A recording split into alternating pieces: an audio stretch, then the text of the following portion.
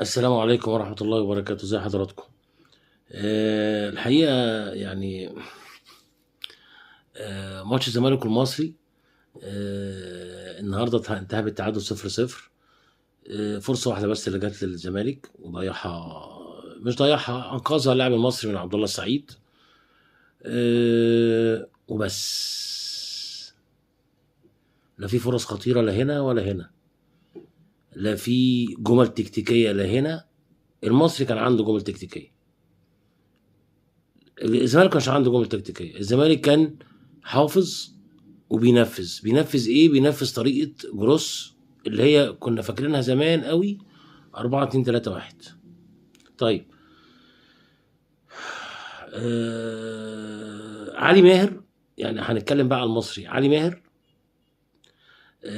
كان بي كان رامي الاثنين فراوده بتوعه، اللي هو فخر الدين بن يوسف، و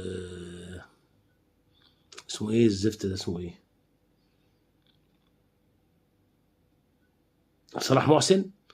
كان رامي الاثنين دول على الاطراف. دول الاثنين مهاجمين سترايكر. فخر الدين ده بيجي من ورا صلاح محسن، وصلاح محسن ده المفروض مهاجم صندوق. كان راميهم الاثنين على الاطراف علشان يبقوا فاضيين ويهربوا من الرقابه ويقدروا يخشوا يقطموا ويفضوا مساحه للي جاي من ورا. زي الواد الاسمر بتاعهم، مش فاكر اسمه ايه، اللي هو اسمه مش فاكر. زي العراقي ده. هو العراقي ده بيلعب باك باين تقريبا، ولا بيلعب مش عارف وينج ولا ايه، كان بيخش مكانهم يعني.